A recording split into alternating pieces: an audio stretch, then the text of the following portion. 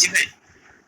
হ্যাঁ, ওই যে হ্যান্ড রাইজের ব্যাপারটা কখন করতে হবে ওটা একটু বলে আচ্ছা, দিন। হ্যান্ড রাইজের ব্যাপারটা হচ্ছে আমি কোনো একটা হ্যান্ড রাইজটা শুধুমাত্র তখনই করবো যখন আমি বলবো কোন একটা টপিক যখন আমি বোঝাবো এবং আমার কাছে মনে হবে যে এই টপিকটা আসলে তোমরা বুঝছো নাকি না বুঝছো এটা নিয়ে আমার কনফিউশন থাকবে, তখন আমি হ্যান্ড রাইজ করতে বলবো।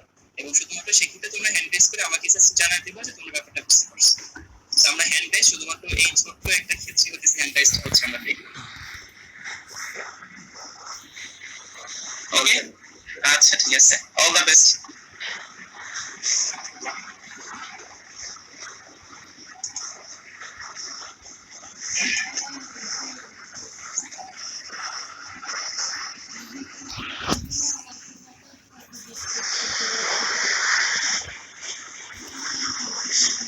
জি জি জি হ্যাঁ সব ঠিক আছে তো? হ্যাঁ ভাই, এই যে রসায়ন P1। আচ্ছা ঠিক আছে।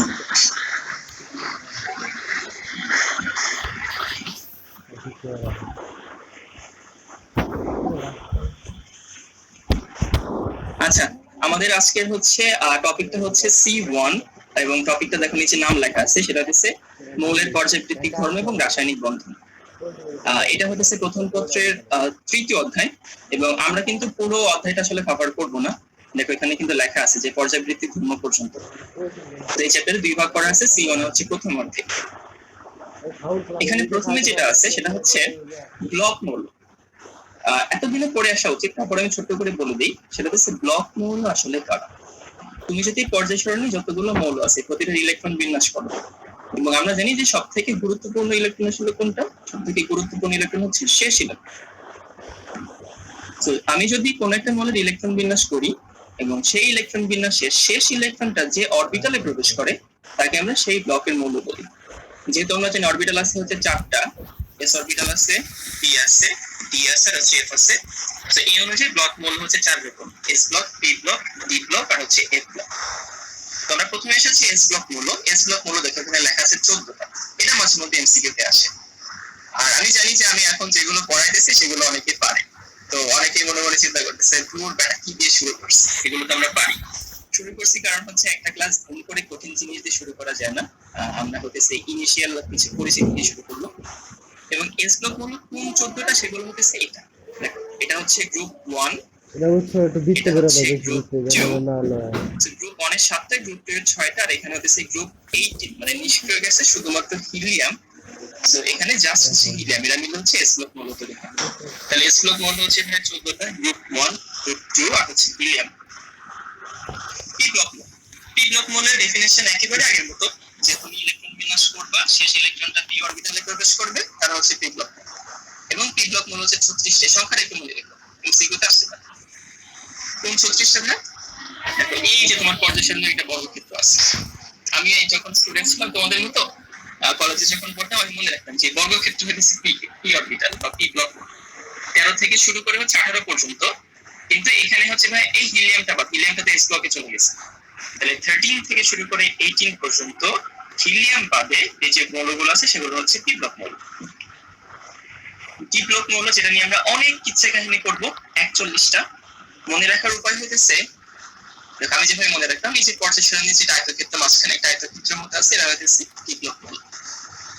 সব থেকে গুরুত্বপূর্ণ যে কথা যেগুলো পরীক্ষায় আসে, যে এই নিচের তিনটা দেখো, ল্যান্থানাইট সিরিজ আর অ্যাক্টিনাইট সিরিজ গুলো নরমালি এফ ব্লক মৌল হয়, যেগুলো আন্ত অবস্থান্তর মৌল। কিন্তু তিনটা মৌল দেখো, ল্যান্থানাম, অ্যাক্টিনিয়াম আর থোরিয়াম, আবারও বলতেছি ভাই এগুলো কিন্তু অনেক পরীক্ষা আসে, তুমি অ্যাডমিশন টেস্ট বলো বা হচ্ছে একাডেমিক পরীক্ষা বলো, সবখানেই কিন্তু আসে। তো ল্যান্থানাম, অ্যাক্টিনিয়াম আর থোরিয়াম এগুলো ল্যান্থানাইট সিরিজ, অ্যাক্টিনাইট সিরিজের অন্তর্গত মৌল হওয়ার পরেও কিন্তু এগুলো ডি ব্লক মৌল, কারণ এদের ইলেকট্রন বিন্যাস হচ্ছে শেষ ইলেকট্রনটা ডি অরবিটালে প্রবেশ করে। আর এই ব্লক মৌল একেবারে সহজ, ল্যান্থানাইট সিরিজ, অ্যাক্টিনাইট সিরিজের ওই তিনটা বাদে বাকি যেগুলো আছে সেগুলো হচ্ছে এফ ব্লক মৌল। তাহলে আমি সবার জন্য একটু হচ্ছে রিক্যাপ করি, যে এস ব্লক মৌল হচ্ছে গ্রুপ 1, গ্রুপ 2 এবং হচ্ছে হিলিয়াম। পি ব্লক মৌল হচ্ছে গ্রুপ 13 থেকে শুরু করে গ্রুপ 18 পর্যন্ত হিলিয়াম বাদে। ডি ব্লক মৌল হচ্ছে গ্রুপ 3 থেকে শুরু করে গ্রুপ 12 পর্যন্ত, তিনটা মৌল অ্যাড হবে, ল্যান্থানাম, অ্যাক্টিনিয়াম আর থোরিয়াম। আর এফ ব্লক মৌল হইতেছে ল্যান্থানাইট সিরিজের, অ্যাক্টিনাইট সিরিজের ওই তিনটা, ল্যান্থানাম, অ্যাক্টিনিয়াম, থোরিয়াম বাদে বাকি যে 27টা আছে সেই 27টা। সো একটু মনে রাখো, আমি জানি এগুলো সবার মনে ছিল, বাট অনেকদিন কেমিস্ট্রি পড়ো না, ইভেন অনেকদিন তোমরা অনেকে পড়াশোনাই করো না, একটু মনে করাই দিলাম আর কি। এর এরপরে এসে কিছু বাচ্চা খেলার কথা হচ্ছে। এই যে একটা পর্যায় সারণী দেখতে পাচ্ছ, এবং আমরা জানি যে কিছু গ্রুপের কিছু স্পেসিফিক নাম আছে যেগুলো টিচারদের খুব প্রিয়, তারা ধুমধাম পরীক্ষা এমসিকিউতে দিয়ে দেয়। আমরা একটু সেগুলো দেখি। গ্রুপ 1 যেটা, এগুলোকে হচ্ছে আমি এখানে ইংলিশে লিখে রাখছি, বাংলাটা তোমরা জানো অ্যালকালি মেটাল বলে, এগুলোকে বাংলায় বলা হয় ক্ষার ধাতু। গ্রুপ 2 এর মৌলগুলোকে বলা হয় অ্যালকালাইন আর্থ মেটাল, বাংলায় এটাকে বলা হয় মৃৎ ক্ষার ধাতু। গ্রুপ 11 যেটা, একটু খেয়াল করো, কপার, কপার মানে হচ্ছে তামা, সিলভার মানে হচ্ছে রৌপ্য মানে রূপা, আর গোল্ড মানে তো স্বর্ণ। তো এই তিনটা আগে কয়েন বানাইতে ইউজ করা হতো, এই জন্য এদেরকে বলা হয় কয়েন মেটাল, এটা পরীক্ষায় মাঝে মধ্যে আসে। গ্রুপ 16 এর ক্ষেত্রে এদেরকে আমরা চ্যালকোজেন বলি। 19 এ যখন বাচ্চাকালে পড়ে আসছো যে আকরিকে আসলে অক্সাইড এবং সালফাইড থাকে ম্যাক্সিমাম ক্ষেত্রে, এবং চ্যালকোজেন শব্দের অর্থ হচ্ছে আকরিক তরিকারি। আর গ্রুপ 17 হ্যালোজেন সবাই জানি, গ্রুপ 18 হচ্ছে নোবেল গ্যাস বা নিষ্ক্রিয় গ্যাস। এটা হচ্ছে পর্যায় সারণীর একেবারে বেসিক কিছু পরিচিতি। তোমরা এখানে যে কজন আছো আমি জানি অনেকেই এটা আগে থেকে জানতাম, বা তারপর আমি একটু আবার নতুন করে মনে করে দিলাম আর ক্লাসটা ইনিশিয়েট করলাম। আচ্ছা, এবার আসছে ইলেকট্রন বিন্যাস। প্রতিটা ব্লকের মৌলের কিছু কমন ইলেকট্রন বিন্যাস আছে যেগুলোকে আমি সাধারণ ইলেকট্রন বিন্যাস বলি, এবং এই ইলেকট্রন বিন্যাস তুমি যদি এস ব্লকের করতে চাও, এস ব্লকের মৌল সাধারণ ইলেকট্রন বিন্যাস হচ্ছে এন এস 1 থেকে 2, মানে শেষে গিয়ে তুমি হইতেছে এন যে কোনো নাম্বার হইতে পারে, এস এর উপরে এক থেকে দুইটা ইলেকট্রন থাকতে পারে। যেমন আমি যদি একটা एग्जांपल দেই, ধরো হচ্ছে সোডিয়াম হচ্ছে একটা এস ব্লক, সোডিয়ামের ক্ষেত্রে কি হয় 1s2 2s2 2p6 আর হচ্ছে 3s1। দেখো এখানে এইটা হচ্ছে 3 এবং 3 এর উপরে হইতেছে 1 অথবা 2 এর মধ্যে যে কোনো কিছু হইছে। পি ব্লক মৌলের সাধারণ ইলেকট্রন বিন্যাস হচ্ছে ns2 np1 থেকে 6 যে কোনো কিছু। যদি আমি একটা एग्जांपल নেই, ফ্লোরিন হচ্ছে একটা পি ব্লক মৌল, তাহলে এখানে হচ্ছে 1s2 2s2 2p6 3s2 আর 3p5। দেখো ভাই, এটা হচ্ছে যদি 3 ধরি তাহলে s এর উপরে 2 আছে, p এর উপরে হচ্ছে 1 থেকে 5 এর মধ্যে সংখ্যা 5 আছে। ডি ব্লক মৌলের সাধারণ ইলেকট্রন বিন্যাস হচ্ছে ns 1 থেকে 2 আর n-1 d 1 থেকে 10 এর মধ্যে যে কোনো কিছু। আমি যদি একটা एग्जांपल দেই, সেটা হচ্ছে ধরো আয়রন নিলাম, সব থেকে পরিচিত যেটা আয়রন হচ্ছে 26, আমি আর্গন লিখলাম, এখানে 18 কভার হলো। যারা শুনতেছো এই ইলেকট্রন বিন্যাসটা একটু ভাবে লেখার অভ্যাস করো, কারণ হচ্ছে এখন বড় হয়ে গেছে, কিছুদিন পরে এইচএসসি পরীক্ষা দিবা, এখন ওই শুরু থেকে আবার নতুন করে হইতেছে 1s2 2s2 2s2 এগুলো একটু খ্যাত লাগে। আমরা দিন দিন স্মার্ট হচ্ছি, যে আমরা স্মার্ট হতে ক্লাস নিচ্ছি, স্মার্ট হতে ক্লাস করছি, একটু স্মার্ট ভাবে লিখবো। আর্গন হচ্ছে 18, তারপর হচ্ছে 4s2 এগুলো 20 আর হচ্ছে 3d6, এইটার সাথে মিক্স। আর এফ ব্লক মৌলের সাধারণ ইলেকট্রন বিন্যাস হচ্ছে ns2 n-2 এফ এর উপরে হচ্ছে 1 থেকে 14 যে কোনো কিছু হয়। এখন এর কোনো एग्जांपल আমি এখন দিব না, কারণ এর কোনো एग्जांपल দিতে গেলে হতে অবস্থা খারাপ হয়ে যাবে, মানে একটু বিশ্বাস করে নাও, একটু মনে রাখো। বলতেছি এটা হচ্ছে এফ ব্লক মৌলের সাধারণ ইলেকট্রন বিন্যাস। তো এটা ছিল আমাদের সাধারণ ইলেকট্রন বিন্যাস। এস ব্লকের জন্য ns 1 থেকে 2, পি ব্লকের জন্য ns2 পি এর উপরে 1 থেকে 6, ডি ব্লকের জন্য হচ্ছে এস এর উপরে 1 থেকে 2, ডি এর উপরে 1 থেকে 10 যে কোনো কিছু। আর এফ ব্লক মৌলটা একটু মনে রাখো, এটা মাঝে মাঝে এমসিকিউ তে আসে, এবং এটা হচ্ছে একটা তাত্ত্বিক জিনিসের মতো করে দেখো আর কি।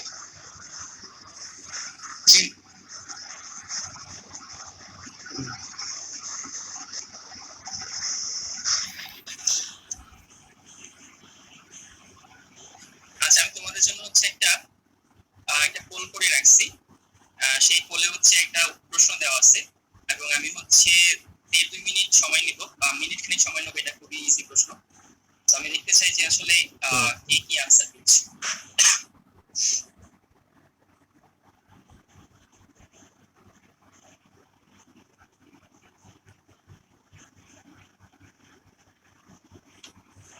আচ্ছা, আমি সবার জন্য একটু সহজ করে বলে দিই। অভ্যন্তরীণ অবস্থান্তর মূল্য মানে হচ্ছে আন্ত অবস্থান্তর মূল্য। আবারও বলতেছি, যারা যারা গুরুত্ব দিচ্ছ, অভ্যন্তরীণ মৌল মানে হচ্ছে আন্ত অবস্থান্তর মৌল। চিন্তা করে আনসার দাও।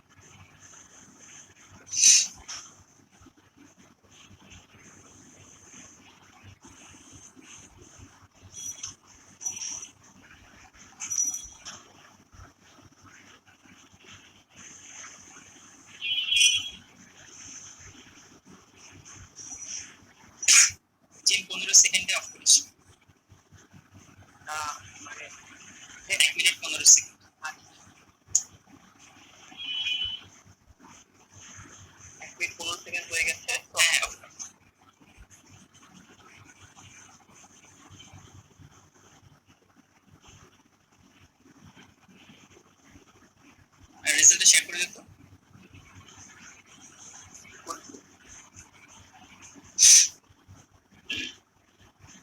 ভাই শেয়ার করেছি। আচ্ছা আচ্ছা। So, যারা হচ্ছে রেজাল্টটা হচ্ছে এখানে দিছো, যারা হচ্ছে বি আনসার করছে, অভ্যন্তরীণ অবস্থান্তর মৌল হচ্ছে মানে ভাই আন্ত অবস্থান্তর। আন্ত অবস্থান্তর মৌল আসলে কোনগুলো? আন্ত অবস্থান্তর মৌল হচ্ছে যেগুলো হচ্ছে ল্যান্থানাইট সিরিজ, অ্যাক্টিনাইট সিরিজ, মানে হচ্ছে এফ ব্লক মৌল যেগুলো, সেগুলো হচ্ছে আন্ত অবস্থান্তর মৌল। তো বি যারা আনসার দিছে তারা কি মনে করে এটা আনসার দিছে আমি জানি না। আনসার হচ্ছে এ। একটু মাথায় রাখো, আন্ত অবস্থান্তর মৌল আমি বললাম যে এফ ব্লক মৌল যে ইলেকট্রন বিন্যাসটা, সেটা হচ্ছে আনসার। তো প্রথম যে পোলটা দেওয়া হইলো, ম্যাক্সিমাম জন হচ্ছে ভুল উত্তর দিলা। যাই হোক, আমরা সমস্যা নেই, আস্তে আস্তে আসবো। এবং অভ্যন্তরীণ অবস্থান্তর মৌল হচ্ছে আন্ত অবস্থান্তর মৌল, একটু মনে রেখো।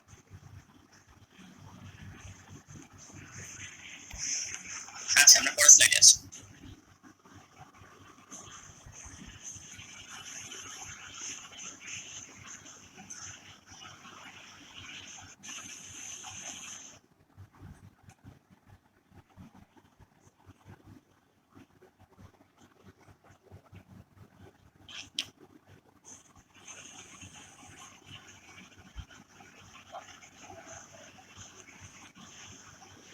আচ্ছা জি, আমার স্ক্রিনটা ফ্রিজ হয়ে গেছে। এই মৌলের অবস্থান নির্ণয় আসছে। আচ্ছা ঠিক আছে। আচ্ছা, এই যে জিনিসটা দেখাবো এটা হচ্ছে বাচ্চাকালে পড়া জিনিস, একটা মৌলের অবস্থান কিভাবে নির্ণয় করতে হয়। আমি কিছু সহজ উপায় দেখাবো। তুমি একটা মৌল যেটা থাকবে, মৌলের যখন অবস্থান আমরা বের করি তখন হচ্ছে আমরা হচ্ছে আসলে চ্যালেঞ্জ হয় গ্রুপটা বের করা। পর্যায় বের করা কিন্তু খুবই সহজ। তো আমরা যখন হচ্ছে গ্রুপ আর পর্যায় বের করবো তখন কিছু ছোট ছোট জিনিস মাথায় রাখবো যে কি দেখে আমরা বুঝবো যে গ্রুপ কত, কি দেখে বুঝবো আমরা পর্যায় কত। তো প্রথম যে রুলটা আমি এখানে লিখে দিচ্ছি যে যদি এমন হয় যে পর্যায় সারণীর ওই মৌলের ইলেকট্রন বিন্যাস করার পরে শেষ স্তরে একটা বা দুটো ইলেকট্রন থাকে। যেমন দেখো, যদি আমি এক্সাম্পল দিই, আমি সোডিয়াম দিলাম। সোডিয়ামের ক্ষেত্রে হচ্ছে 1s2, 2s2, 2p6 আর 3s1। এটা হচ্ছে ভাই শেষ শক্তি স্তর। এবং দেখো এখানে কিন্তু একটা ইলেকট্রন আছে, আমাদের এই শব্দের সঙ্গে কিন্তু মিলছে। যদি শেষ শক্তি স্তরে একটা বা দুইটা ইলেকট্রন থাকে তাহলে সেই ক্ষেত্রে গ্রুপ সংখ্যা হচ্ছে ওই সংখ্যায় গ্রুপ সংখ্যা। এখানে 1 আছে মানে গ্রুপ সংখ্যা এখানে 1 হবে। যদি আমি আরেকটা মৌল নিই ম্যাগনেসিয়াম, তাহলে এখানে হচ্ছে 1s2, 2s2 সব সেম থাকবে। এখানে হবে হচ্ছে 3p2, সরি 3s2। এখানে দেখো এস এর শেষ শক্তি স্তরে হচ্ছে দুইটা ইলেকট্রন আছে, তার মানে এটা হচ্ছে গ্রুপ 2 তে পড়বে। আর যদি শেষ শক্তি স্তরে 2 এর বেশি ইলেকট্রন থাকে তাহলে কি হবে? 2 এর বেশি ইলেকট্রন যেমন হতে পারে হচ্ছে ক্লোরিন। 17 আমরা দেখলাম 1s2, শেষে গিয়ে হয় হচ্ছে 3s2 আর 3p হচ্ছে 5। দেখো ভাই, এটা শেষ শক্তি স্তর এবং এখানে হচ্ছে 2টা, এখানে হচ্ছে 5টা, মোট যোগ করলে হয় 7টা। কিন্তু তো 7টা যেহেতু 2 এর বেশি, এই ক্ষেত্রে নিয়ম হচ্ছে ওর সঙ্গে আমি 10 যোগ করব। তাহলে 7 ছিল, 10 যোগ করলে কত হয়? 17। তাহলে প্রথম নিয়ম হচ্ছে যদি শেষ শক্তি স্তরে একটা বা দুইটা ইলেকট্রন থাকে তাহলে সেই সংখ্যাই গ্রুপ সংখ্যা। যদি শেষ শক্তি স্তরে ইলেকট্রন সংখ্যা 2 এর বেশি হয় তাহলে তার সঙ্গে 10 যোগ করব। আমি এখানে আরেকটা মৌল নিই, অক্সিজেন 8, এটা হচ্ছে 1s2, 2s2 and 2p4। এটা হচ্ছে শেষ শক্তি স্তর। 2 আর হচ্ছে 4 যোগ করলে 6 হয়, 6 এর সঙ্গে 10 যোগ করলে 16 হয়, মানে হচ্ছে গ্রুপ 16। আর যদি ভাই কখনো এমন হয় ইলেকট্রন ডি অরবিটালে প্রবেশ করে, আমি এদের ক্ষেত্রে সবসময় এক্সাম্পলটা প্রেফার করি, সবাই প্রেফার করে এটা। এটা দেখতে দেখতে তোমাদের দেখবে আজকে চোখ ব্যথা হয়ে গেছে। আয়রন 26, আর্গন লিখলাম মানে কভার হলো 18, স্মার্ট নিউ ইলেকট্রন বিন্যাস। তারপর হচ্ছে 4s2, 3d6। দেখো ভাই, এখানে ডিতে প্রবেশ করছে। যদি ডিতে প্রবেশ করে তাহলে ডি এর ইলেকট্রন এই যে 6টা আর তার আগের এস এর ইলেকট্রন 2টা যোগ করলে মোট কত হয়? 8। এই সংখ্যা হচ্ছে গ্রুপ সংখ্যা। তাহলে 3টা রুলস। প্রথম হচ্ছে যদি শেষ শক্তি স্তরে একটা বা দুইটা ইলেকট্রন থাকে তাহলে সেটা হচ্ছে তার গ্রুপ সংখ্যা। যদি 2 এর বেশি থাকে তাহলে তার সঙ্গে 10 যোগ করে গ্রুপ সংখ্যা। আর যদি ইলেকট্রন ডি অরবিটালে প্রবেশ করে তাহলে ডি এর ইলেকট্রন 5 তার আগের এস এর ইলেকট্রন যোগ করলে যেটা হয় সেটা হচ্ছে গ্রুপ সংখ্যা। আর পর্যায় সংখ্যা বের করা বাচ্চা পোলাপানের কাজ। তারপরে বলে দিই, তুমি ইলেকট্রন বিন্যাস করবা, শক্তি স্তর যত ম্যাক্সিমাম নাম্বারটা হবে সেটা হচ্ছে আমাদের পর্যায় সংখ্যা। এখানে কিন্তু 3, সেটা হচ্ছে তৃতীয় পর্যায়। এখানে কিন্তু ম্যাক্সিমাম নাম্বারটা হচ্ছে 3, এটাও তৃতীয় পর্যায়। এখানে ম্যাক্সিমাম নাম্বারটা 3, এটাও তৃতীয় পর্যায়। এখানে ম্যাক্সিমাম নাম্বারটা 2, মানে এটা দ্বিতীয় পর্যায়। এখানে ম্যাক্সিমাম নাম্বারটা হচ্ছে 4, এটা হচ্ছে চতুর্থ পর্যায়। সো আমি একটু সবার হ্যান্ড রেজ করে দেখতে চাই, সবাই যদি এই পর্যায় সারণীতে কোন একটা মৌলের ইলেকট্রন বিন্যাসের দেখে অবস্থানটা বের করতে পারো, সবাই একটু হ্যান্ড রেজ করো তোমরা যদি জিনিসটা বুঝতে পারো ঠিক মতো। আচ্ছা, বা পোলাপাইন ডাম না, এত সহজে বুঝে, এত ইজিলি বুঝে, হ্যান্ড রেজ করে একদম। আচ্ছা ঠিক আছে, আলহামদুলিল্লাহ, অনেক মানুষজন বুঝতে পারছো, অনেকেই হ্যান্ড রেজ করছো।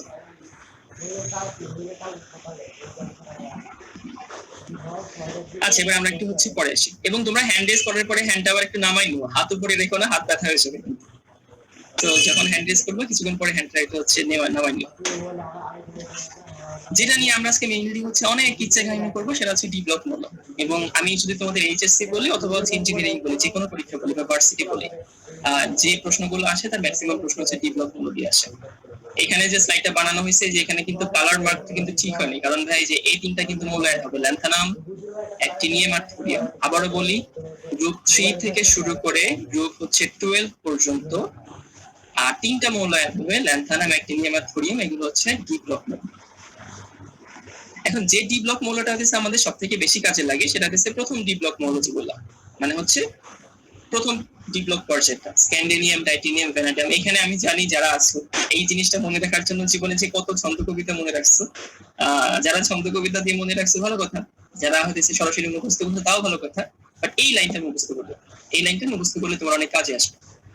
আর দরকার নেই, অনেকে আবার হচ্ছে পণ্ডিতি করে নিচের লাইনটা মুখস্থ করে, হ্যাঁ মুখস্থ করতে পারলে ভালো, বাট এইটা যেন সবার মনে থাকে, এই সিরিয়ালটার জন্য মনে থাকে, স্ক্যান্ডিনিয়াম, টাইটেনিয়াম, ভ্যানাডিয়াম, ক্রোমিয়াম, ম্যাঙ্গানিজ। তোমার জীবন অনেক ইজি হয়ে যাবে এই সিরিয়ালটা মনে রাখলে।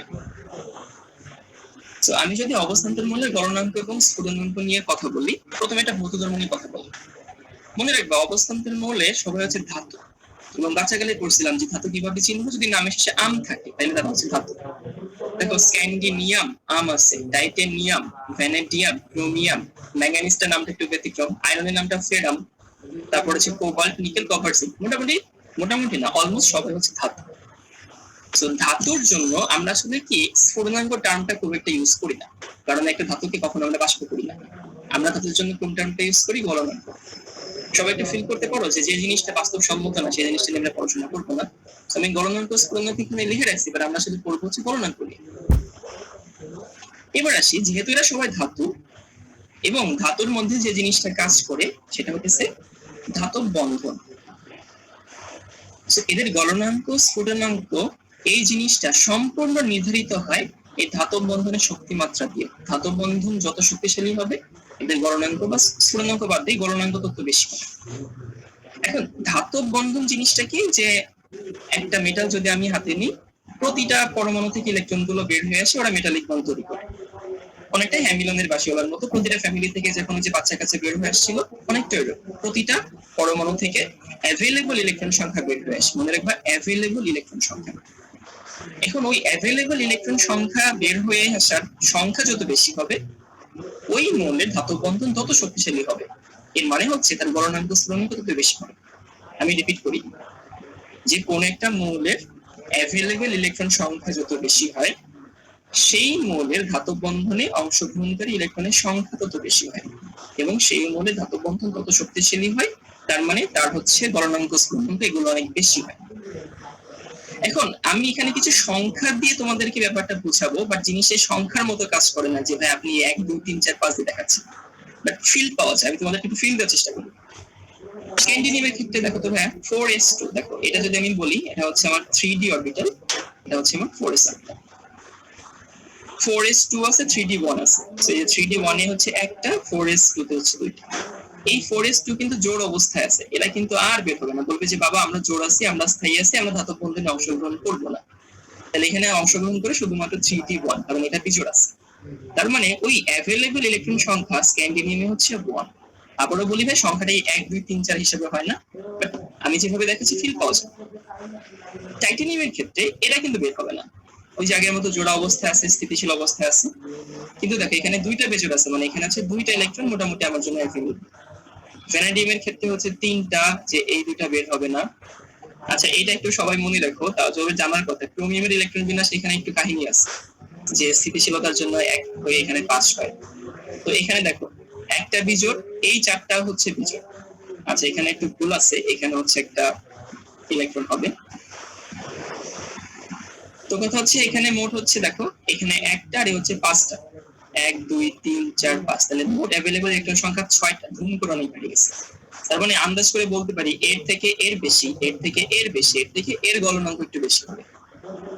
ম্যাঙ্গানিজের ক্ষেত্রে কি হয়, ম্যাঙ্গানিজের ক্ষেত্রে এই দুটো কিন্তু বের হবে না, বের হবে হচ্ছে এই 5টা, মানে এখানে হচ্ছে 5টা ইলেকট্রন পার্টিসিপেট করবে। আয়রনের ক্ষেত্রে দেখো ভাই এরা বের হবে না, এরাও বের হবে না, বের হবে হচ্ছে 4টা। এখানে হচ্ছে 4টা, এখানে হচ্ছে 3টা, কারণ এগুলো বের হচ্ছে না, এখানে হচ্ছে 2টা, এখানে হচ্ছে 1টা, এই হচ্ছে সেই 1টা, আর এখানে হচ্ছে 1টাও নেই। এবার আমি এখানে কিছু কথা বলবো ম্যাঙ্গানিজের ক্ষেত্রে, যে ভাইয়া আপনি তো বললেন যে এখানে 5টা ইলেকট্রন বিজোড় অবস্থায় আছে। একটু ভালো মতো খেয়াল করো, বাচ্চাকালে পড়ে আসছো, যদি কখনো একটা অরবিটাল অর্ধপূর্ণ হয়, অর্ধপূর্ণ হয়, তাহলে সেটা কি স্থিতিশীল হয়ে যায়? তো এখানে কিন্তু দেখো এটা কিন্তু অর্ধপূর্ণ হয়ে গেছে। তো এই 5টা যদিও বিজোড় আছে, কিন্তু এরাও কিন্তু আর বের হতে চায় না, মানে এখানে 5এর জায়গায় আসলে কত হবে, 0 হবে। তাহলে আমি যদি একটু কম্পেয়ার করি, স্ক্যান্ডিনিয়ামে একটা বের হয়, টাইটেনিয়ামে 2টা, ভ্যানাডিয়ামে 3টা, ক্রোমিয়ামে হচ্ছে 6টা। আচ্ছা, ম্যাঙ্গানিজে একটাও না, আয়রনে 4টা, কোবাল্টে 3টা, নিকেলে 2টা, কপারে 1টা, আর জিঙ্কে একটাও না। আবারও বলতেছি ভাই সংখ্যার এই হিসাবটা আসলে ঠিক না, বাট এটা দিয়ে আসলে ফিল পাওয়া যায়। এখন আমরা একটা গ্রাফ দেখি। প্রথম হচ্ছে স্ক্যান্ডিনিয়াম, দেখো স্ক্যান্ডিনিয়াম ইলেকট্রন ছিল 1টা, তো এই জন্য এটা হচ্ছে তার গলনাঙ্ক, মানটা মনে রাখার কোনো দরকার নেই, শুধুমাত্র আমাদের পরীক্ষার প্রশ্ন আসে যে এইখান থেকে পরীক্ষায় প্রশ্ন আসে, বা তারপর আমরা একটু কম্পেয়ার করবো। তো একটা, এটা হচ্ছে তার গলনাঙ্ক। টাইটেনিয়ামে ছিল 2টা, যদি আগের স্লাইডটা মনে রাখো, টাইটেনিয়ামে ছিল 2টা, দেখো ওর থেকে গলনাঙ্ক একটুখানি বাড়ছে। ভ্যানাডিয়ামে ছিল হচ্ছে 3টা, তো এখানে হচ্ছে আরেকটু বাড়ছে। ক্রোমিয়ামে ইলেকট্রন ছিল 6টা, দেখো এখানেও কিন্তু বাড়ছে। এই গ্রাফে বুঝতে যাচ্ছে না, বাট আসলে কিন্তু বাড়ছে এখানে। ম্যাঙ্গানিজের ক্ষেত্রে দেখো যেখানে কিন্তু শূন্যটা নেমে আসছে, তো শূন্যটা নেমে আসছে মানে যেখানে যেহেতু এর কোনো হচ্ছে ইলেকট্রন আমার ধাতব বন্ধনে অংশগ্রহণ করে না, তো এখানে কিন্তু গলনাঙ্ক হুট করে ব্যতিক্রম ভাবে একটু কমে গেছে। এরপরে হচ্ছে আয়রনে ছিল কয়টা, দেখো আয়রনে ছিল হচ্ছে 4টা, তার মানে বাড়বে 0 থেকে। এরপরে ছিল হচ্ছে 3টা, এরপরে ছিল 2টা, এরপরে ছিল 1টা, আর এরপরে হচ্ছে 0টা।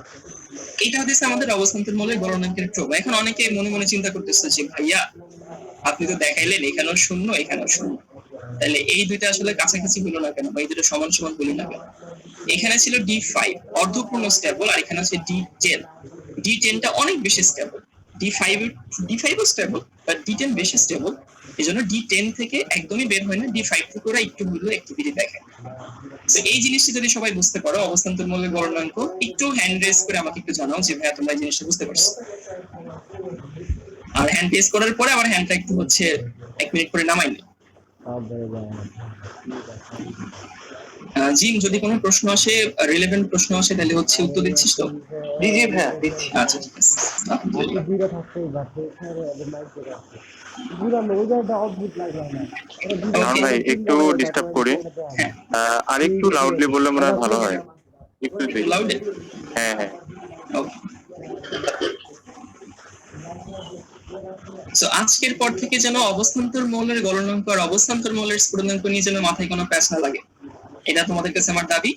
এই আমি যে সংখ্যা দিয়ে দেখালাম, তুমি চাইলে সংখ্যা দিয়ে কম্পারিজন মনে রাখতে পারো, তুমি চাইলে এমনি মনে রাখতে পারো, বাট আমি যখন বাচ্চাকালে ছিলাম, বাচ্চাকালে মানে তোমাদের বয়সে, যখন আমি কলেজে পড়তাম, তখন আমি এইভাবে শিখছিলাম, তোমরা চাইলে এইভাবে শিখতে পারো।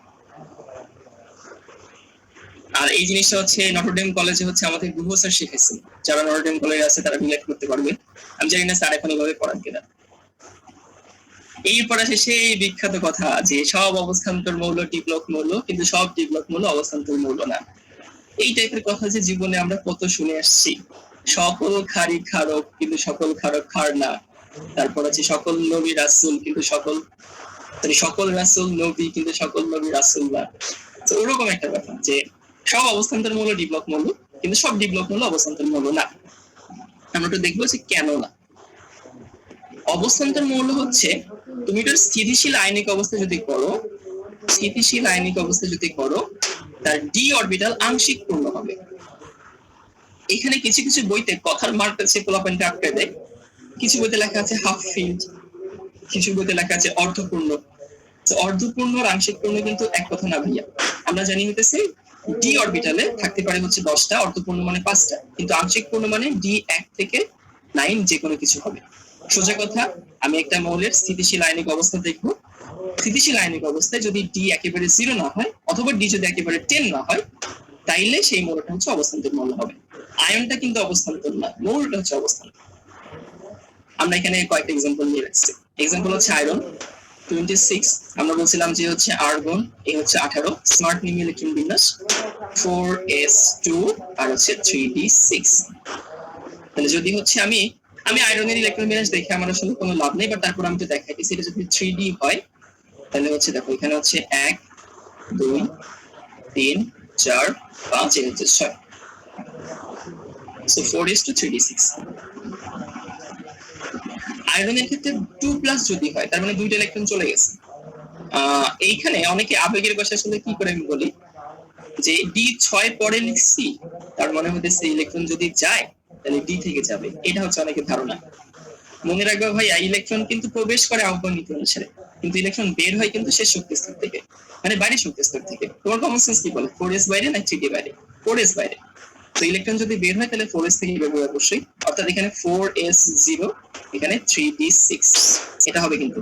খবরদার এখানে কেউ যদি আবেগের বসে লিখে রাখো 4s2 3d4 তাহলে কিন্তু এটা ভুল হয়ে যেতেছে। তো এখানে ডিতে যেহেতু 6টা, আমি যদি এখানে ডি ইলেকট্রন বিন্যাস দেখাই 1টা 2টা 3টা 4টা 5টা 6টা, কিন্তু আমরা জানি আয়রনের সব থেকে স্টেবল আয়নিক অবস্থা হচ্ছে Fe3+। তো এখানে হচ্ছে আর্গন 4s0 আর 3d5। তো এখানে যেহেতু 5টা আছে দেখো, এটা কিন্তু আংশিক অবস্থা যে আমরা শর্ত দিয়েছিলাম সেই শর্ত মানে, তার মানে আয়রন একটা অবস্থান্তর মৌল। এরা অবস্থান্তর মৌল কিন্তু না, এটা হচ্ছে অবস্থান্তর মৌল। আমি আয়নকে দেখে মৌলকে জাজ করব, এটা হচ্ছে কথা। স্ক্যান্ডিনিয়ামের ক্ষেত্রে আসি। স্ক্যান্ডিনিয়ামের ক্ষেত্রে ইলেকট্রন বিন্যাস হচ্ছে, আমি যদি আর্গন লিখি, স্ক্যান্ডিনিয়াম হচ্ছে 21 ছিল, অনেকের মনে নাই আমি জানি। তাহলে এখানে হচ্ছে 4s2, এখানে হচ্ছে 3d1। আর অনেকেই হয়তো জানো না, স্ক্যান্ডিনিয়ামের সব থেকে স্টেবল আয়নিক অবস্থা হচ্ছে স্ক্যান্ডিনিয়াম 3+। 3+ যদি হয় তাহলে 3টা বের হবে, তার মানে হচ্ছে আর্গন, এখানে হচ্ছে 4s0, এখান থেকে বের হবে, 3d0 এখান থেকে বের হবে। তাহলে দেখো তো ভাইয়া, এখানে স্থিতিশীল আয়নিক অবস্থায় ডি অরবিটাল কিন্তু একেবারে ফাঁকা হয়ে গেছে। একেবারে ফাঁকা হলে আমরা জানতাম যে স্ক্যান্ডিনিয়াম হচ্ছে শুধুমাত্র ডি ব্লক মৌল, শুধুমাত্র ডি ব্লক মৌল, কিন্তু সে হচ্ছে অবস্থান্তর মৌল না। আমরা বলি স্ক্যান্ডিনিয়াম আয়রন বোথ, সে বোথ অবস্থান্তর মৌল এবং হচ্ছে ডি ব্লক মৌল, কিন্তু স্ক্যান্ডিনিয়াম শুধুমাত্র ডি ব্লক মৌল, সে কিন্তু অবস্থান্তর মৌল না। এবং হচ্ছে জিঙ্কের ক্ষেত্রে আসি। জিঙ্ক হচ্ছে 30, আর্গন লেখার পরে হচ্ছে এখানে হবে হচ্ছে 4s2 আর 3d10। জিঙ্কের সব থেকে স্টেবল আয়নিক অবস্থা হচ্ছে জিঙ্ক 2+। তাহলে দেখো তুমি দুইটা যদি চলে যায় 4s থেকে চলে যাবে, তাহলে এখানে হচ্ছে আর্গন 4s0 আর 3d10। তো যেহেতু এখানে ডিতে 10টা আছে, আমাদের শর্ত ছিল 1 থেকে 9 এর মধ্যে হইতে হবে। তো যেহেতু 10টা আছে, আমরা জানি 10টা থাকলে সেই মৌলটা শুধুমাত্র ডি ব্লক মৌল হবে, এটা অবস্থান্তর মৌল হবে না। সো মনে রাখবা, জিঙ্ক হচ্ছে অবস্থান্তর মৌল না, স্ক্যান্ডিনিয়াম অবস্থান্তর মৌল না। এই দুইটার মাঝখানে আমরা হচ্ছে 10টা করছিলাম, স্ক্যান্ডিনিয়াম, টাইটেনিয়াম, ভ্যানাডিয়াম। মনে রাখবো হইতেছে প্রথমটা স্ক্যান্ডিনিয়াম আর শেষটা জিঙ্ক, এই বাদে বাকি মাঝখানে যেতগুলো আছে সব হচ্ছে অবস্থান্তর মৌল। একটু হ্যান্ড রেজ করে আমাকে জানাবা যে সবাই আসলে জিনিসটা বুঝতে পারছো কিনা।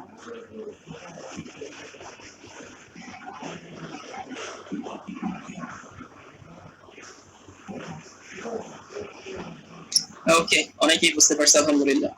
আবারও বলি, এটা হচ্ছে সেই কথার মানে যে সকল অবস্থান্তর মৌল ডি ব্লক মৌল, কিন্তু সকল ডি ব্লক মৌল অবস্থান্তর মৌল না। যেমন স্ক্যান্ডিনিয়াম, জিঙ্ক, এরা ডি ব্লক মৌল ছিল কিন্তু এরা অবস্থান্তর মৌল না। আচ্ছা জি জি ভাই, আচ্ছা পুরোটা দিয়ে দে। তোমাদের এই পোলের জন্য সময় হচ্ছে মাত্র 1 মিনিট, এবং এইটা যদি ভুল হয় আর কি বলার আছে আবার। ভাই পোলটা কি আসছে? না, আসেনি।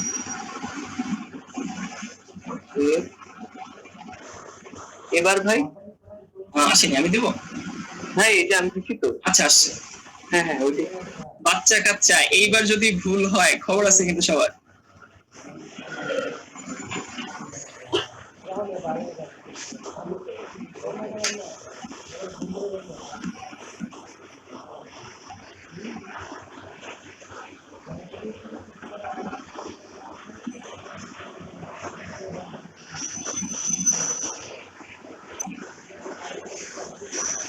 আচ্ছা, আমার কাছে মনে হচ্ছে আমাদের টাইম শেষ হওয়ার আগে ভোটার সংখ্যা শেষ হয়ে গেছে।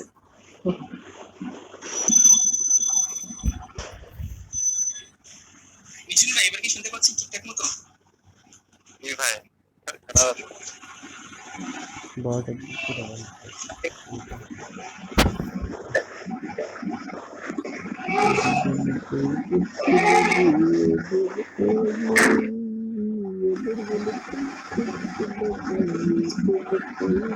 জি, স্টপ করে হ্যাঁ রেজাল্টটা শেয়ার করে দেন।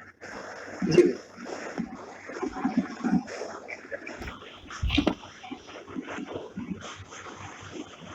জি ভাই, এটা দিন। আচ্ছা, এই ভাই যারা হতেছে বি আনসার দিচ্ছ, তারা কি চিন্তা করে বি আনসার দিচ্ছ? এই যে 7%, 9% লোকজন, 77 মানুষ যে আনসার দিচ্ছ, আমি এতক্ষণ ধরে বললাম আল্লাহ তোমরা কি সকালে এখনো ঘুম ছাড়াইনি? আমি শিওর যারা বি আনসার দিচ্ছ তারা একটু ওয়াশরুমে গিয়ে একটু চোখে পানি দিয়ে এসে যাও। আর যারা এই আনসার দিচ্ছ, ওকে কংগ্রেচুলেশন। আমি এতক্ষণ ধরে বললাম যে ইলেকট্রন আসলে বের হয় শেষ শক্তি স্তর থেকে। দেখো এখানে 4s হচ্ছে শেষ শক্তি স্তর, 4s। ইলেকট্রন কিন্তু 4s থেকে আগে বের হবে, অর্থাৎ হচ্ছে এখানে 4s 0 3d6 হবে। বি আনসার না, এ আনসার। আর যারা বি আনসার দিচ্ছে তারা দয়া করে চা কফি কিছু মানে আনতে বলো আন্টিকে, চা কফি খাও, অথবা হচ্ছে একটু চোখে পানি দাও, ঘুমায় যাও না ভাই। আচ্ছা, আমরা সামনে আগাই।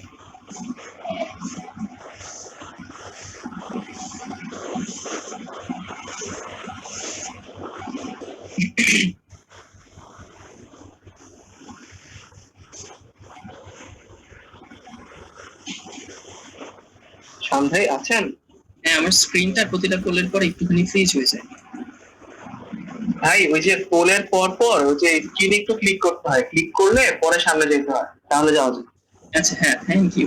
আরে জিম, তুই জোস। আচ্ছা, এরপর হচ্ছে আমরা কতগুলো বৈশিষ্ট্য দেখবো, এবং আমরা এগুলো নিয়ে তোমাদের পরীক্ষায় সব থেকে বেশি প্রশ্ন আসে যে অবস্থান্তর মূল্য। আবারও বলতেছি ভাই, এটা কিন্তু ডি ব্লক মূলের বৈশিষ্ট্য না, এগুলো কিন্তু শুধুমাত্র এক্সক্লুসিভলি অবস্থান্তর মূলের বৈশিষ্ট্য। তো অনেকে হচ্ছে এখানে দুইটাকে মিলাই ফেলো। আবারও বলতেছি, এটা কিন্তু ডি ব্লক মূলের বৈশিষ্ট্য না, এগুলো হচ্ছে অবস্থান্তর মূলের বৈশিষ্ট্য। এরা হচ্ছে কয়েকটা জিনিস পরিবর্তনশীল জারণমান দেখায়, তারপর এরা প্রভাবক রূপে কাজ করে, এরা জটিল আয়ন তৈরি করে, এরা রঙিন যৌগ তৈরি করে, এরা চুম্বকত্ব প্রদর্শন করে, অনেক কঠিন কঠিন কথা। আমরা আস্তে আস্তে জিনিসগুলোকে সহজ করবো। পরিবর্তনশীল জারণমান, তুমি দেখো স্ক্যান্ডিয়ামের 3+, টাইটানিয়ামের হচ্ছে 2টা জারণমান এখানে আছে, ম্যাঙ্গানিসে তো অভাব নাই, 2 3 4 6 7 বহুত কিছু আছে। এগুলো মনে রাখার কোনো দরকার নেই, আমি যে লিস্টটা দিয়েছি এটা মনে রাখার কোনো দরকার নেই। আমি শুধু তোমাদের ফিল দিচ্ছি যে হ্যাঁ, অবস্থান্তর মৌলসমূহ হচ্ছে অনেক জারণমান দেখায়, পরিবর্তনশীল জারণমান দেখায়, মানে তারা আসলে একসাথে থাকে না, একভাবে থাকে না, বিভিন্ন জারণমান রূপে থাকে। আমরা একটু কারণগুলো ব্যাখ্যা করার চেষ্টা করব। 2টা জিনিস তোমাদের পরীক্ষায় আসে, আমি সেই 2টা এক্সাম্পল নিয়ে কাজ করব। একটা হচ্ছে আয়রন, বলছিলাম যে আজকে আয়রন দেখে দেখে চোখ ব্যথা হয়েছে। আয়রনের ক্ষেত্রে ইলেকট্রন বিন্যাস কত মনে আছে? 26, আর্গন মানে হচ্ছে 18, 4s2 3d6। তো আয়রন যেহেতু শেষ শক্তি স্তর হচ্ছে 4s, তার মানে এখান থেকে 2টা বের হবে, 2টা বের হলে মানে আয়রন 2+, যেটা সবার পোলের আনসার দিছিলাম। আর আমি জানি না বাকি 7-9% লোকজন কি এখনো চা কফি খাইছে কিনা, না খাইলে ভাই খেলাম। এখানে হচ্ছে আর্গন 4s0 3d হচ্ছে 6। আচ্ছা, সো আয়রনের এখানে জারণমান হচ্ছে 0, এখানে জারণমান হচ্ছে +2। তো কথা হচ্ছে আয়রনের শেষ শক্তি স্তর তো 4s ছিল, এবং সেখান থেকে ইলেকট্রন বের করছে। তো খেয়াল করো যে আমরা জানি ডিতে ইলেকট্রন যদি 5টা থাকে, তাহলে সেই ডিটা হইতেছে হাফ ফিল্ড হয়, মানে অর্ধপূর্ণ হয়। এবং আমরা এটাও জানি যে কোনো অর্ধপূর্ণ অরবিটাল অনেক বেশি স্থিতিশীল হয়। আর এই জিনিসটা মনে রাখবা, দুনিয়াতে যত ঘটনা ঘটতেছে, আমি তোমাকে কেন পড়াইতেছি, তুমি কেন পড়তেছো, পাখি কেন আকাশে উড়ে, প্লেন কেন আকাশে উড়ে, মাছি কেন গান গায়, এই আমি যত কথা বললাম, দুনিয়ায় সবকিছু ঘটার একটা মাত্র কারণ, সেটা হচ্ছে সবাই স্থিতিশীল হইতেছে, সবাই চায় স্টেবল অবস্থা করতে। অনেক সময় আমরা বলি না যে আমরা পড়াশোনা করি লাইফে সেটেল হওয়ার জন্য, এই সেটেল হওয়া মানে কিন্তু হচ্ছে স্থিতিশীল হওয়া। তো আয়রনের মনে একটু খায়েশ আছে যে তার স্থিতিশীল হইতে হবে। এবং দেখো এই ডিতে যদি 6টা না হয়, ডিতে যদি 5টা হয়, তাহলে কিন্তু সে হচ্ছে বেশি স্থিতিশীল হয়। অর্থাৎ এখানে যেটা হয় সেটা হচ্ছে আয়রন, আর্গন 4s0 3d5, এবং এখানে হচ্ছে তার +3 জারণ অবস্থা। এবং দেখো এখানে কিন্তু সে বেশি স্টেবল। এখন প্রশ্ন আসতে পারে যে হ্যাঁ, তার এত ইচ্ছা স্থিতিশীল হওয়ার, তো 4s তো শেষ শক্তি স্তর, 3d তো শেষ শক্তি স্তর না, তাহলে 3d থেকে সে কেন বের করছে? তার তো শুধু 4s থেকে বের করার কথা। এইটার কারণ হচ্ছে, মনে রাখবা যে এই 3d ও 4s এদের, এই কথাটা সবাই একটু খাতায় লিখে নিও, এটাই মেইন কারণ আর কি, শক্তির পার্থক্য কম। মানে 3d আর 4s একসাথে একটা স্তরের মতো কাজ করতে পারে, এই জন্য 4s থেকে তো সে বের করলোই, এবং 4s থেকে বের করার পরে তার যদি মনে হয় যে 3d থেকে বের করলে আমরা আমার ইচ্ছা পূরণ করতে পারতেছি, তখন সে 3d থেকেও বের করতে পারে। কারণ কি, 3d এবং 4s এদের মধ্যে শক্তির পার্থক্য কম, মানে এই দুইটা অনেকটা একটা শক্তি স্তরের মতো কাজ করে। তো এইটার জন্য মেইনলি অবস্থান্তর মৌলসমূহ হইতেছে পরিবর্তনশীল চালনমান দেখায়। তাহলে দেখো, আয়রন ছিল আয়রন 2+ কেন হয়েছে? শেষ শক্তি স্তর থেকে দুইটা ছাড়ছে। আয়রন 3+ কেন হয়েছে? কারণ শেষ শক্তি স্তর থেকে ছাড়ার পরেও তার কাছাকাছি একটা শক্তি স্তর থেকে ছাড়লে সে স্থিতিশীল হইতেছে এবং তার জন্য ছাড়া পসিবল, এই জন্য সে স্থিতিশীল হয়ে 3+ তৈরি করছে। তো আমি যখন আয়রন তোমাকে এক্সাম্পল দেবো, আমি যদি এটা এখানে থেকে মানে রেখে দিই, বাসায় গিয়ে যখন নিজে হতেছে আরেকটা এক্সাম্পল নিয়ে কাজ করবো, তখন আমাকে মনে মনে ইচ্ছা মতো গালমন্দ করবা যে বেটা এটা দেখাইছে যেটা সুন্দর মতো মিলে, কিন্তু যেটা মিলে না বেটা সেটা দেখাইনি, আমি সেটা একটু দেখাই। এই হচ্ছে কপার 29, এবং হচ্ছে আর্গন, এখানে হচ্ছে 4s1 আর 3d10। একটু মনে করো এখানে ইলেকট্রোবিন্যাসের কাহিনী ছিল। তাহলে কপারের ক্ষেত্রে কি হওয়া উচিত? কপার প্লাস হওয়া উচিত, কারণ শেষ শক্তি স্তরে একটা। এখানে হচ্ছে আর্গন 4s, এখানে হচ্ছে 0, এখানে হচ্ছে 3d10। আচ্ছা, এটা তো সব থেকে সুন্দর লাগতেছে, 4s এ 0 আছে, 3d10 আছে, সব থেকে স্টেবল। তাহলে এখানে তো হচ্ছে কপার 2+ হওয়ার কথা না?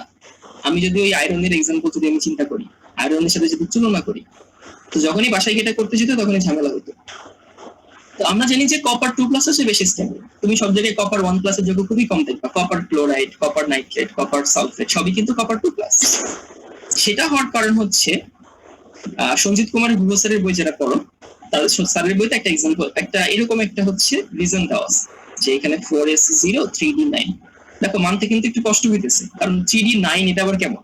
3d10ই তো সুন্দর, অনেক স্মুথ লাগে, অনেক সুন্দর জোর আছে।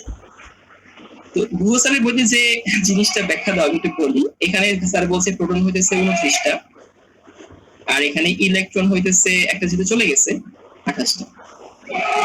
এখানে হইতেছে প্রোটন হচ্ছে 29টা, প্রোটন তো সেম থাকে, প্রোটন তো চেঞ্জ হয় না। এখানে ইলেকট্রন হচ্ছে 27টা।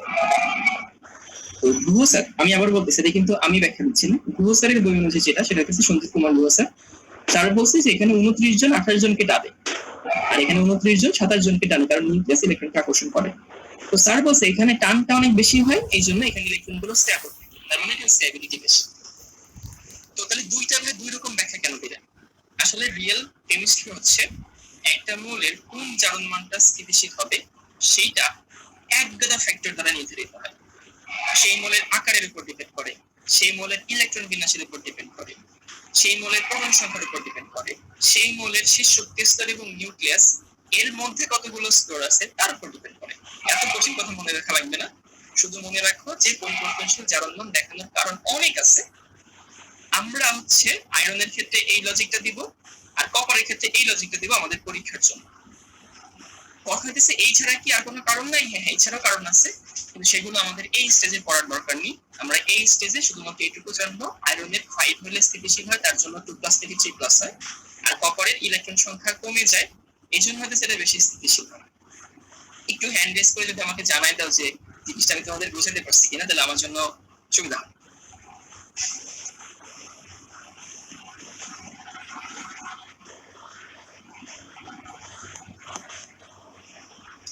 আচ্ছা, অনেক মানুষজন বুঝতে পারছে, আলহামদুলিল্লাহ।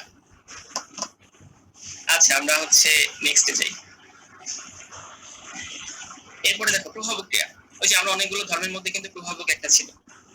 দুনিয়াতে তুমি অনেক প্রভাবক দেখছো, সেটা হচ্ছে তুমি দেখবা ম্যাক্সিমাম প্রভাবক হইতেছে দেখো আয়রন চূর্ণ, তারপর হচ্ছে নিকেল চূর্ণ, তারপর কপার চূর্ণ, তারপর আরো অনেক সময় এটা দেখবো ভ্যানাডিয়াম পেন্টঅক্সাইড, তারপর কখনো ম্যাঙ্গানিজ চূর্ণ, এগুলো প্রভাবক হিসেবে কাজ করে ম্যাক্সিমাম বিক্রিয়া।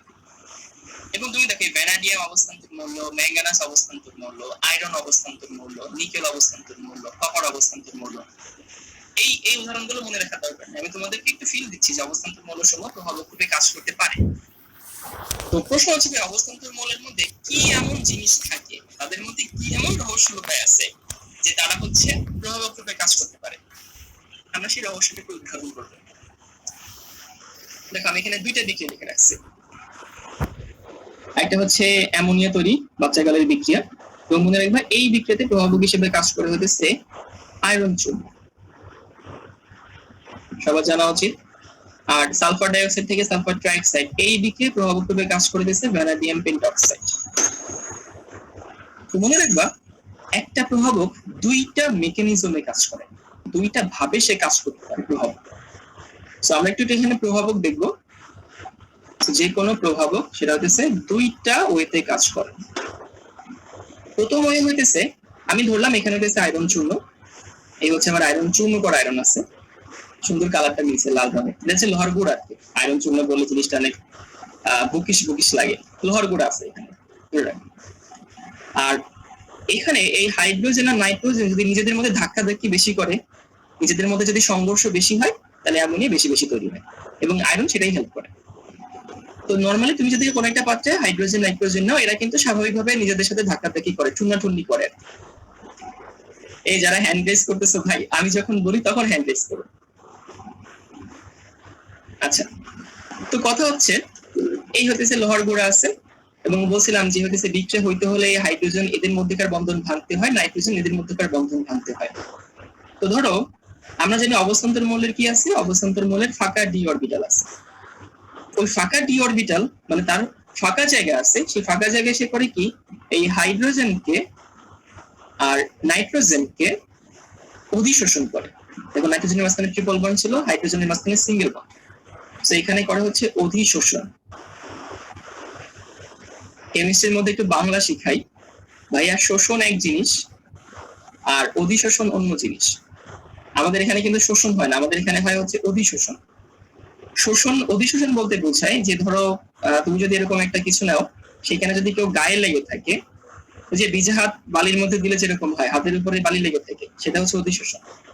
আর শোষণ হচ্ছে যদি কোনো কিছু ভিতরে ঢুকে যায়, সেটাকে আমরা শোষণ বলি। যেমন তুমি যখন ফোম দিয়ে পানি দাও, তখন সেটা হয় শোষণ। আমাদের এখানে কিন্তু সারফেসে লেগে থাকে অধিশোষণ। তো কি হলো, এখানে যে আয়রন চূর্ণ আছে, সেই আয়রন চূর্ণ ওর ফাঁকা ডি অরবিটালের সাহায্যে হাইড্রোজেন নাইট্রোজেনকে নিজের তলে অধিশোষণ করবে। অধিশোষণ করলে এর মাঝখানে যে বন্ডগুলো আছে, এই বন্ডগুলো আগের থেকে কি হয়ে যায়, আগের থেকে উইক হয়ে যায়, দুর্বল হয়ে যায়।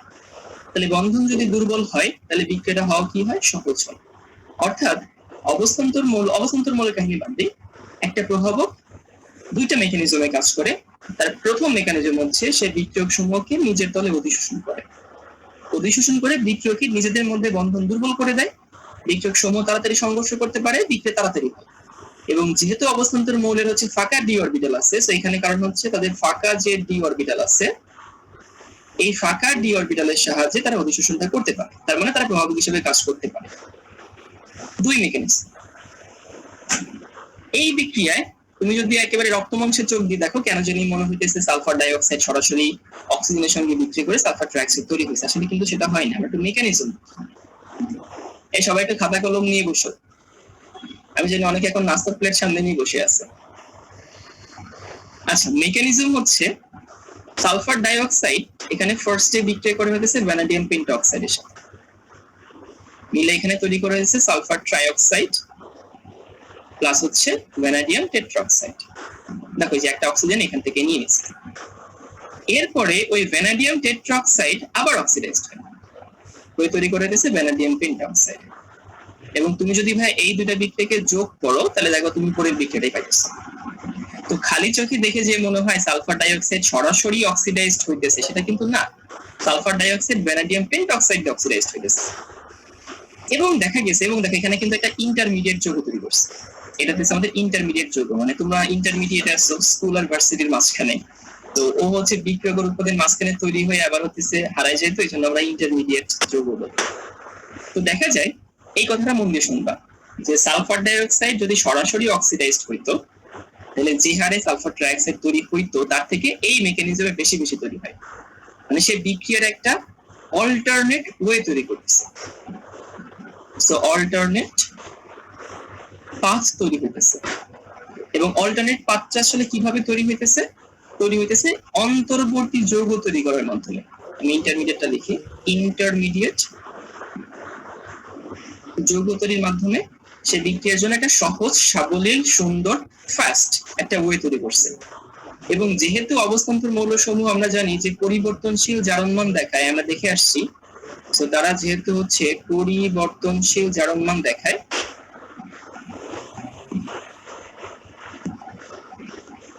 এই জন্য তাদের জন্য কি এই ইন্টারমিডিয়েট যৌগ তৈরি করা সহজ। কারণ দেখো এখানে তার জারণমান একটা, এখানে তার জারণমান কিন্তু আরেকটা। এই জন্য হচ্ছে অবস্থান্তর মৌলসমূহ প্রভাবক রূপে কাজ করে। আমি একটু রিক্যাপ করি। প্রভাবক দুইটা মেকানিজমে কাজ করে, একটা হচ্ছে নিচের তলের অধিশোষণ, একটা হচ্ছে ইন্টারমিডিয়েট যৌগ তৈরি। যেহেতু অবস্থান্তর মৌলের ফাঁকা ডি অরবিটাল আছে, তারা করে কি বিক্রিয়ক সমূহকে নিজের তলে অধিশোষণ করে, করে বিক্রিয়কের মধ্যকার বন্ধন ভেঙে দেয়, মানে বিক্রিয়া হওয়া তাড়াতাড়ি হয়।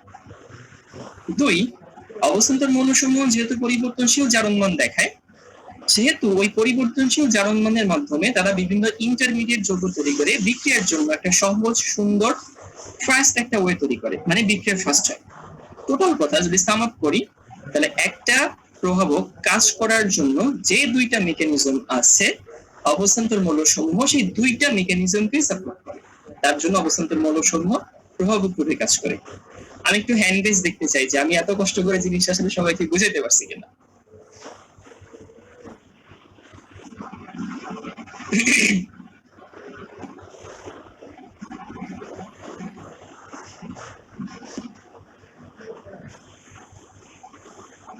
ওকে, অনেক মানুষজন হ্যান্ড রেজ করছে, খুব ভালো লাগতেছে, সবাই বুঝতেছে। আচ্ছা, যেটা নিয়ে সব থেকে বেশি কাহিনী আর যেটা আমাদের কাছে সব থেকে বেশি কঠিন লাগে, যেটা নিয়ে আমাদের প্রশ্নের কোনো শেষ নাই, যেটা নিয়ে আমাদের কনফিউশনের কোনো শেষ নাই, সেটা হচ্ছে জটিল যৌগ। আমরা এটা নিয়ে আসলে অনেক সময় হচ্ছে কাটাবো, এবং হচ্ছে এটা নিয়ে আমরা অনেক কাহিনী করবো। জটিল যৌগের প্রশ্ন হচ্ছে কাকে বলে। এই যৌগদের দিকে তাকানোর দরকার নেই, মানে তাকাও আর কি, বোঝার দরকার নেই। আমি একটু বোঝানোর চেষ্টা করছি জটিল যৌগ আসলে জটিল হয়। দেখো তুমি যৌগদের তাকায় কি এমন কি কঠিন কঠিন লেখা আছে, থার্ড ব্র্যাকেট দেওয়া, তীর চিহ্ন দেওয়া, আবার একজনের দিকে তীর চিহ্ন ঢুকতেছে। এবং কি খেয়াল করো, দেখো যার দিকে তীর চিহ্ন ঢুকতেছে সে কিন্তু আমাদের অবস্থান্তর মৌল, তো কপার বা আয়রন। তো জটিল যৌগের ডেফিনেশন আমরা যখন অফলাইন ক্লাসে মাঝে মধ্যে আগে স্টুডেন্টদের প্রশ্ন করতাম যে ভাই জটিল যৌগ কাকে বলে, স্টুডেন্টদের কাছ থেকে অনেক সুন্দর সুন্দর উত্তর পেতাম। কেউ বলতো যে যৌগ দেখতে জটিল তাকে বলে জটিল যৌগ, কেউ বলতো যে যৌগ হইতেছে থার্ড ব্র্যাকেট থাকে তারা হচ্ছে জটিল যৌগ। হ্যাঁ, সবই আনসার ঠিক, বাট এর মধ্যে কিছু গল্প আছে। আমরা জটিল যৌগ নিয়ে কিছু কাহিনী লিখি। প্রথমে মনে রাখবে জটিল যৌগ হচ্ছে অবস্থান্তর মৌল থাকবে আর একটা লিগ্যান্ড থাকবে। অবস্থান্তর মৌলের লিগ্যান্ড দেখো আগের স্লাইডটাতে, এটা হচ্ছে আমাদের অবস্থান্তর মৌল আর এগুলো হচ্ছে লিগ্যান্ড। লিগ্যান্ড কি জিনিস আমরা দেখি। তো এটা কিন্তু ইংলিশ স্পেলিংটা হচ্ছে LIGAND, লিগ্যান্ড। এটা কিন্তু ভাই লেজেন্ড না, লিগ্যান্ড আর লেজেন্ড কিন্তু ভিন্ন জিনিস। এটাকে আবার অনেকে লাইগ্যান্ড পড়ে, কিন্তু আমি ছোটবেলা থেকে লিগ্যান্ড পড়ে আসছি। লিগ্যান্ড কি জিনিস? লিগ্যান্ড হচ্ছে যারা ইলেকট্রন জোড় দান করে সন্নিবেশ বন্ধন তৈরি করতে পারে। আচ্ছা, সন্নিবেশ বন্ধন যদি কেউ জানো ভালো কথা, না জানলে আমি একটু বলে দিই। সন্নিবেশ বন্ধন আসলে কি জিনিস? সন্নিবেশ বন্ধন হচ্ছে, ধরো তুমি আর আমি, মানে আমার সামনে যে বসে আছে, যে আমার সামনে বসে ক্লাস করতেছে, আমি জানি না কে বসে আছে, আর অনেকে আছে। তুমি আর আমি একটা দোকানে গেলাম, দোকানে গিয়ে আমরা একটা ধরো হচ্ছে বার্গার খাবো। তো আমি কিন্তু সন্নিবেশ বন্ধন বোঝাচ্ছি, ধরলাম বার্গারের দাম হচ্ছে 100 টাকা। এখন দুই রকমের কেস হতে পারে। কেস 1, আমার কাছে 50 টাকা আছে, তোমার কাছে 50 টাকা আছে, মানে আমি 50 টাকা দিলাম আর তুমি 50 টাকা দিলা, দিয়ে দুইজনে মিলে বার্গার কিনলাম। ওই যে বাচ্চাকালে বন্ধুত্ব সময় যেরকম হয় আর কি। এবং ওই 50 টাকা দিয়ে বার্গার কিনে খাইলামও দুইজন, তো ভাগও হইলো সমান 2 ভাগ। তো দুইজনেই শেয়ার করলাম, আবার দুইজনেই কন্ট্রিবিউট করছিলাম। এরকম যদি হয় তাহলে সেটা হচ্ছে সমযোজী বন্ধন, দুইজনেই পার্টিসিপেট করে, দুইজনেই শেয়ার করে। আর যদি এমন হয় যে আমার কাছে ধরো কোনো টাকা নেই, তোমার কাছে টাকা আছে, আমি তোমাকে এত কষ্ট করে পড়াইতেছি, বললাম যে একটু ট্রিট দাও, খাও বার্গার। তো কি হইলো, তুমি টাকা দিয়ে বার্গারটা কিনো, আমি কোনো টাকা দিলাম না, কিন্তু তুমি আবার অনেক ভালো, তুমি আমাকে অর্ধেক বার্গার দিলা। তো এখানে কিন্তু আমরা ভোগ করতেছি দুইজন।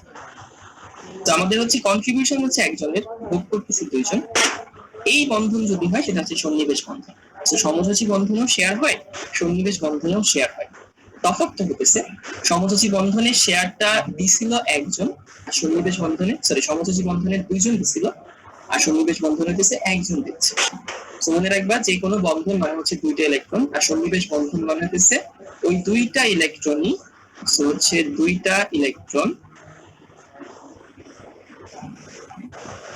একজন শেয়ার করে, এবং যে একজন শেয়ার করে তাকে আমরা লেজেন্ড বলি না, তাকে আমরা লিগ্যান্ড বলি। ওই সেটা হচ্ছে লিগ্যান্ড। পরের পয়েন্ট আসে, এই যে যেটা বলছিলাম থার্ড ব্র্যাকেট দেখে খুশি মনে একেবারে হচ্ছে আবেগে আপ্লুত হয়ে যাওয়া যে ভাইয়া জটিল যুগ পেয়ে গেছি, না, থার্ড ব্র্যাকেট ছাড়া কিন্তু জটিল যুগ হইতে পারে। আমি এখানে একটা বোল্ড করে রাখছি, একটু মাথায় রাখো যে থার্ড ব্র্যাকেট মানে জটিল যুগ না, থার্ড ব্র্যাকেট ছাড়াও জটিল যুগ হইতে পারে, বাট থার্ড ব্র্যাকেট থাকলে নিশ্চিত জটিল যুগ। আর শেষ কথা, যে একটা যৌগ জটিল নাকি একটা যৌগ সরল সেটা আসলে আমি কিভাবে বুঝবো? একটু লাইনটা একটু সবাই পড়ো, যে অবস্থান্তর মৌলের কোন একটা অবস্থান্তর মৌল এর সর্বোচ্চ জারণ সংখ্যা থেকে, অবস্থান্তর মৌলের সর্বোচ্চ জারণ সংখ্যা থেকে যদি লিগ্যান্ড সংখ্যা ডাবল বা বেশি হয়, রিপিট করি, যে অবস্থান্তর মৌলের সর্বোচ্চ জারণ সংখ্যা থেকে যদি লিগ্যান্ড সংখ্যা ডাবল বা বেশি হয়, তো তিনটা টার্ম মনে রাখবো, সর্বোচ্চ জারণ সংখ্যা, লিগ্যান্ড সংখ্যা ডাবল অথবা বেশি যদি হয় তাহলে সেটা হচ্ছে জটিল যৌগ। যেমন আমি এখানে একটা যদি এক্সাম্পল দিই, ধরো দিচ্ছে K4 FeCN6,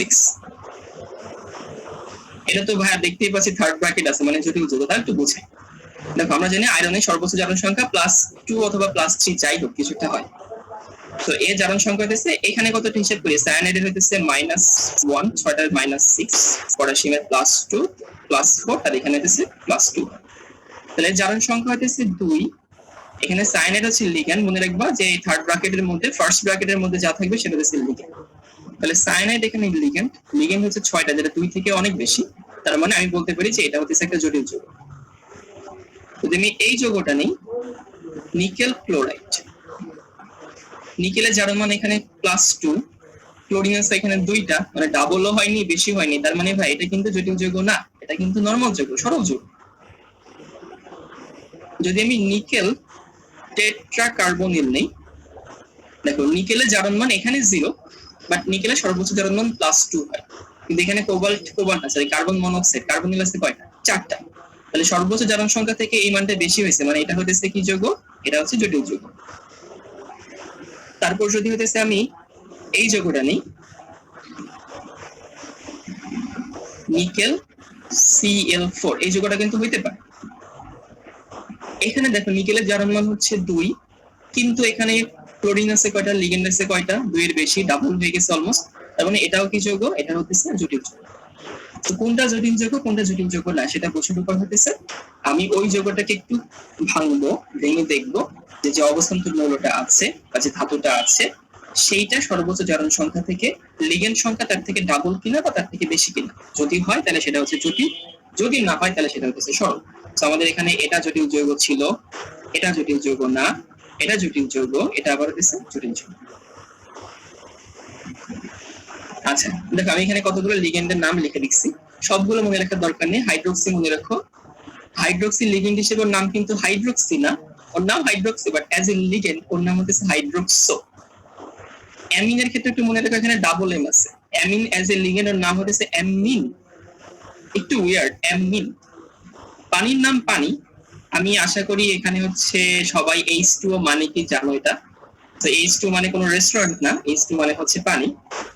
আর হচ্ছে পানির ক্ষেত্রে লিগ্যান্ড হিসেবে পানির নাম হচ্ছে অ্যাকোয়া, ক্লোরিনের নাম হচ্ছে ক্লোরো, সায়ানাইডের নাম হচ্ছে সায়ানো, আর CO এটাকে অনেকে কোবাল্ট মনে করে, খবরদার ভাই এটা কিন্তু কোবাল্ট না, এটা হচ্ছে কার্বন মনোক্সাইড, যেটা লিগ্যান্ড হিসেবে যার নাম হচ্ছে কার্বনিল। তো আমরা এই আমি যেগুলো চিনছি সেগুলো মনে রাখি, হাইড্রোক্সাইড, অ্যামোনিয়া, পানি, ক্লোরো, সায়ানো, আর হচ্ছে আর এটুকু মনে রাখবো নাইট্রোস। NO2 থাকলে হয় নাইট্রো, আর NO থাকলে হয় নাইট্রোস।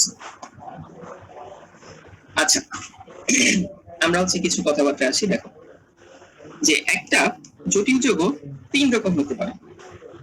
জটিল যৌগ হইতে পারে, সে হইতে পারে ক্যাটায়নিক, মানে ক্যাটায়নিক জটিল, একটু ডিস্টার্ব করি ভাই।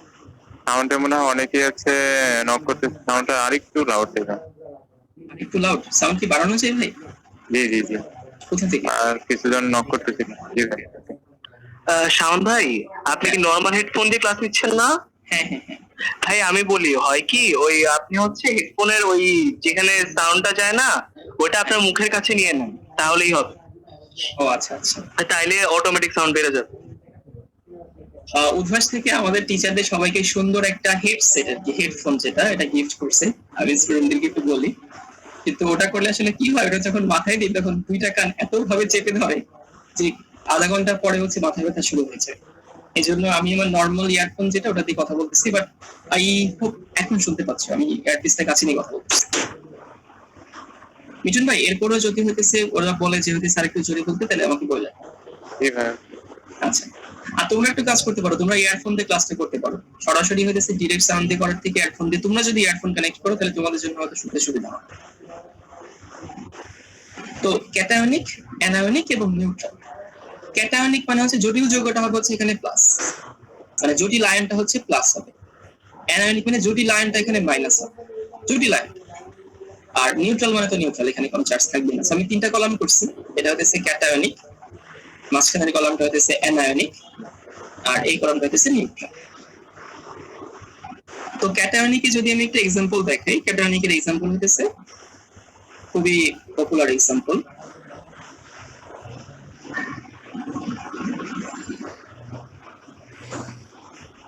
Tetra ammine copper sulphate.